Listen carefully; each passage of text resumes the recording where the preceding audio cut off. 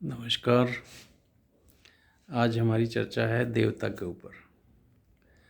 देवता तो वही है, देवता का अर्थ देने वाला, और जिसकी कृपाएं हमें मिल रही हैं, जिसकी डायरेक्शन हमें मिल रही है, जो हमें सद्बुद्धि दे रहा है, वही देवता है। और जीवन में देवताओं का बड़ा महत्व है। भगवान ने जब ये सृष्टि बनाई तो वो खुद नहीं आया, तो उसने कुछ ऐसे सोर्स बनाए जिनसे हमें कुछ मिलता रहे, और जिन सोर्सेज से हमें कुछ मिलता है, कुछ प्राप्त होता है, या जो सोर्स हमें कुछ देते हैं, वही हमारे देवता हैं। मान लो, यदि आप अपने जीवन को शुरुआत से देखें तो सबसे पहले देवता तो हमारे माता पिता हैं, जिन्होंने हमें जन्म दिया है। दूसरे हमारे देवता हमारे गुरुजन हैं, जिन्होंने हमें शिक्षा दी है।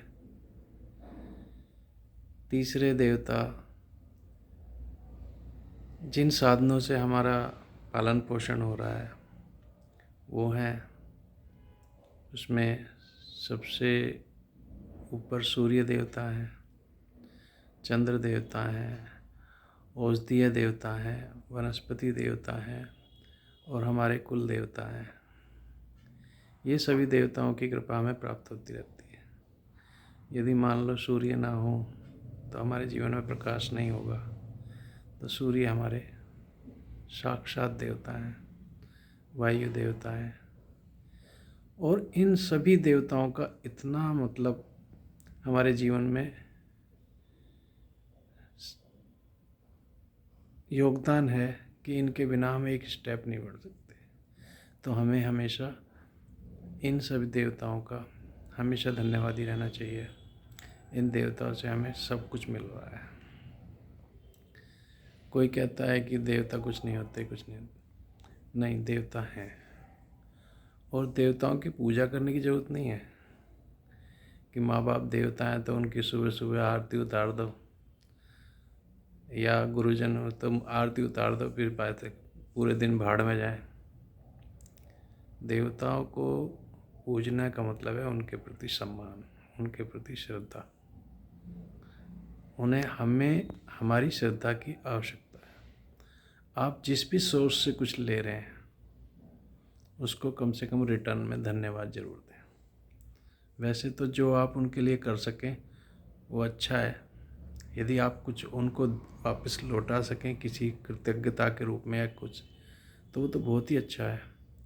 परंतु यदि आप कुछ नहीं भी कर रहे हैं तो उन्हें धन्यवाद जरूर दें, ताकि उन्हें अपनी अहमियत का एहसास हो और दूसरों को वो देने के लिए और प्रेरित हो। तो हमारे यहाँ पे 5 महाभूत बताए गए हैं, और पांचों एक तरह से हमारे देवता भी हैं। अग्नि देवता, वायु देवता, पृथ्वी देवता, जल देवता और आकाश देवता, ये सभी देवता हैं। आप बताइए, अग्नि के बिना जीवन संभव है? नहीं। अग्नि तो सूर्य में भी है। वायु के बिना जीवन संभव है? नहीं, क्योंकि हमारी सांसें वायु से चल रही हैं। जल देवता, जल के बिना भी हमारा जीवन संभव नहीं है। तो हमारी जो सनातन संस्कृति है वो रियलिटी पर आधारित है। हमेशा मैं यही कहता हूँ कि सनातन धर्म जो है वो रियलिटी, जो एक्चुअल है, उसका द्योतक है। उसको मानने के लिए बोलता है। उसमें ढोंग, आडंबर और ये सब जुड़ गए, उनका मैं समर्थन नहीं करता। अब मान लो हम नदियों को देवी मानते हैं या देवता मानते हैं, परंतु उनको सम्मान देना, तो उनको साफ रखना, उनको सुंदर रखना, उनको प्राकृतिक रूप में रखना हो सकता है। परंतु हमने दूसरी तरह से आगे बढ़े। हमने पूजा तो उनकी की, ये पूजा एक तरह का दिखावा है। वास्तव में पूजा कोई सम्मान नहीं है किसी के प्रति। मैं नहीं मानता कि पूजा कोई सम्मान है। असली पूजा तो वो है जो दिखाई दे। नदियों को गंदा कर दिया हमने, पता नहीं क्या क्या पन्नी वन्नी, पता नहीं क्या क्या उसमें बहा देते हैं, सड़ी पड़ी हैं नदियाँ। तो आप कैसे कहोगे कि हम भारतवासी नदियों को पूजने वाले हैं? तो मेरा ये वीडियो इसी पे है कि अपनी जो साधना है, अपना जो सम्मान है, उसकी भी समीक्षा करो कि हम कहाँ जा रहे हैं। और यही देवता को समझने का सबसे अच्छा तरीका है।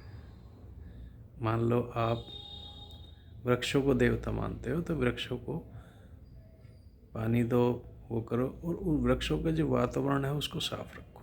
ये नहीं कि आपने कोई मूर्ति वहाँ फेंक दी, कुछ गार्बेज फेंक दिया। आप अपने आप जो आपका पर्यावरण भी आपका देवता है जिसमें आप रह रहे हो, उस पर्यावरण को शुद्ध रखो।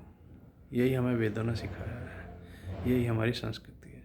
तो जो वास्तविकता है, जो उसको रियलाइज़ करो। हमें मानने की ज़रूरत नहीं है किसी को कि आप किसको मानो, मानने की ज़रूरत नहीं है। आप खुद रियलाइज़ करो और उसको मानो। पहले रियलाइज़ करो और फिर मानो।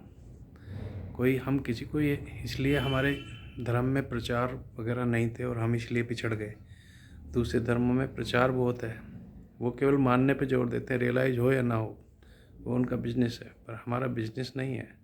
हम एक्चुअलिटी से और प्रकृति से जुड़े हुए लोग हैं।